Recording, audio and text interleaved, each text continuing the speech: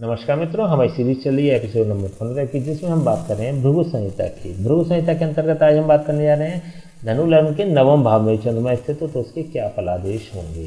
प्रथम भाव में 9 नंबर का मतलब होता है धनु लग्न, और धनु लग्न में चंद्रमा अष्टम भाव का स्वामी होता है। अष्टम भाव का स्वामी होकर जब यह अपने स्थान से द्वितीय स्थान और कुंडली के नवम स्थान में स्थित हो जाता है तो यह नकारात्मक और सकारात्मक दोनों ही प्रकार के इट मीन्स की मिश्रित फल प्रदान करने वाला बन जाता है। कैसे बन जाता है देखिए, नेगेटिव क्यों करेगा? नेगेटिव इसलिए भी करेगा क्योंकि अष्टम भाव रंध्र स्थान होता है, मृत्यु स्थान होता है, मृत्यु भाव होता है। मृत्यु भाव का स्वामी या रंध्र स्थान का स्वामी कुंडली के सबसे अशुभतम भाव का स्वामी जब सबसे शुभ भाव में बैठता है तो अपने जितने भी कंटेंट्स हैं वह 9th हाउस को प्रदान कर देगा, लेकिन स्वयं शुभ हो जाएगा।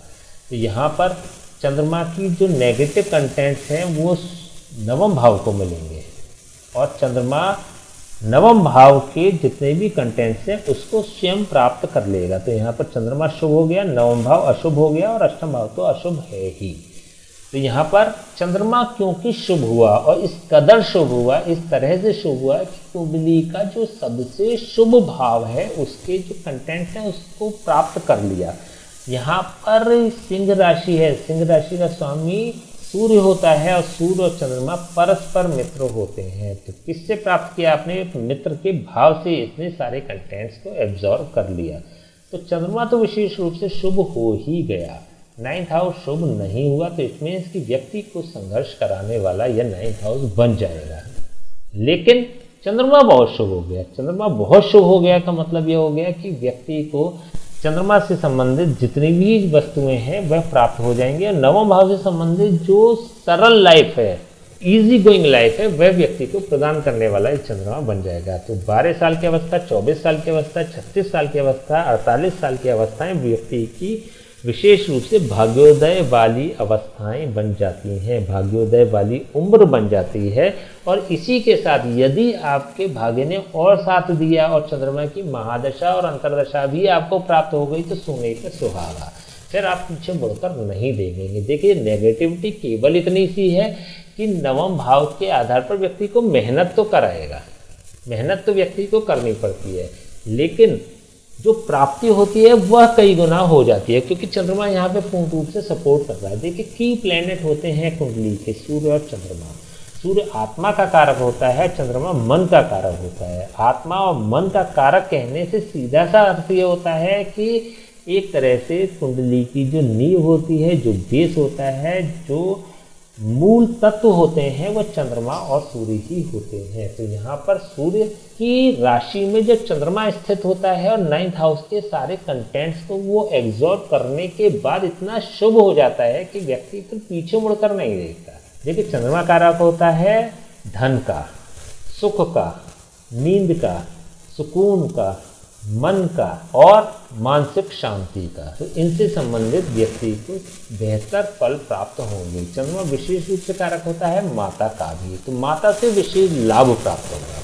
चंद्रमा की यहाँ से सीधी दृष्टि, शुभ चंद्रमा की यहाँ से सीधी दृष्टि तृतीय भाव पर है। तृतीय भाव होता है मेहनत का, परिश्रम का, संघर्ष का और साहस का। तो यहाँ पर शुभ चंद्रमा जब तृतीय भाव पर दृष्टि डालता है तो इन सबसे संबंधित पॉजिटिव फल व्यक्ति को प्रदान करने वाला बन जाता है। तो देखिए, मेहनत तो करनी पड़ेगी लेकिन संघर्ष नहीं होगा। संघर्ष का कारक भाव जो होता है वो तृतीय भाव होता है, लेकिन शुभ चंद्रमा की जब दृष्टि पड़ती है तो ये संघर्ष को खत्म कराने वाला बन जाता है। मेहनत कराएगा, संघर्ष नहीं कराएगा। तो इस परिप्रेक्ष्य में यदि देखें तब भी चंद्रमा शुभ फल प्रदान करने वाला बन जाता है। चंद्रमा होता है चतुर्थ भाव का कारक। अपने कारक भाव से जब यह छठे स्थान पर अर्थात रोग स्थान पर 9th हाउस में स्थित हो जाता है तो चतुर्थ भाव से संबंधित जो भी कंटेंट्स हैं उसकी प्राप्ति तो करा देता है, लेकिन लेट कराता है, समय व्यतीत होने के बाद कराता है। तो वहाँ भूमि, भवन और माता के सुख को व्यक्ति को प्रदान करने वाला बन जाता है, लेकिन उसमें डिले कराता है।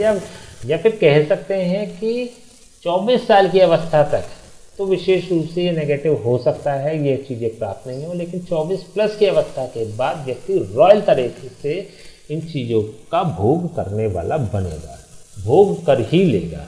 यहाँ पे भोग करने की जब हम बात करते हैं तो हमें 12th हाउस भी देखना पड़ेगा, क्योंकि सांसारिक भोगों की उपलब्धता तो चतुर्थ भाव करा देता है, लेकिन भोग भोगेगा कि नहीं ये 12th हाउस दिखाता है। तो यहाँ पर उपलब्ध हो जाएंगे 24 साल की उम्र के बाद, लेकिन भोगेगा कि नहीं भोगेगा और कितना भोगेगा ये दिखाएगा मंगल। मंगल की कुंडली में जैसी स्थिति होगी उसी हिसाब से यह रिजल्ट्स प्रदान करने वाला बन जाता है। चलिए हम इसके उपाय की बात कर लेते हैं। चंद्रमा, क्या उपाय कर सकते हैं चंद्रमा के लिए? देखिए 9th हाउस में एक बेहतर पोजीशन है, अष्टम भाव के सापेक्ष भी द्वितीय स्थान पे बैठा है, वो भी बेहतर पोजीशन है, लेकिन ये 9th हाउस को खराब कर रहा है। तो इसके नेगेटिव कंटेंट्स को खत्म करने के लिए केवल और केवल एक ही उपाय यहाँ पर काम करेगा कि किसी ब्राह्मण से इसके समय समय पर जाप और हवन कराते रहें। 1 चरण, 2 चरण, 3 चरण या 4 चरण, या तो 1 चरण कराएं या फिर 4 चरण कराएं, धीरे धीरे कर सकते हैं, इकट्ठा करा सकते हैं। तो यह चंद्रमा बेहतर रिजल्ट्स प्रदान करने वाला बन जाएगा। देखिए जब हम इसके जाप कराते हैं किसी भी ग्रह के, तो उसमें नेगेटिव जो इफेक्ट्स होते हैं वो समाप्त होते हैं, पॉजिटिव इफेक्ट्स होते हैं वो बढ़ जाते हैं, वो परिपक्व हो जाते हैं। तो यहाँ पर जब हम जाप करेंगे तो 9th हाउस से संबंधित जो चीज़ें हैं, जो परेशानियां हैं, वे व्यक्ति को प्राप्त नहीं होंगी, और चंद्रमा का जो शुभ फल है वह बना रहेगा, वो एनहेंस भी होगा, वो बढ़ेगा भी। तो केवल और केवल किसी ब्राह्मण से इसकी जाप और हवन आपको कराने चाहिए। ठीक है, तो चलिए आज हमने बात करी धनु लग्न के 9वें भाव में चंद्रमा स्थित हो तो उसके क्या फलादेश होंगे। नेक्स्ट वीडियो हम बात करेंगे धनु लग्न के 10वें भाव में यदि चंद्रमा स्थित हो तो उसके क्या फलादेश होंगे। तब तक के लिए हम आज्ञा दीजिए, नमस्कार।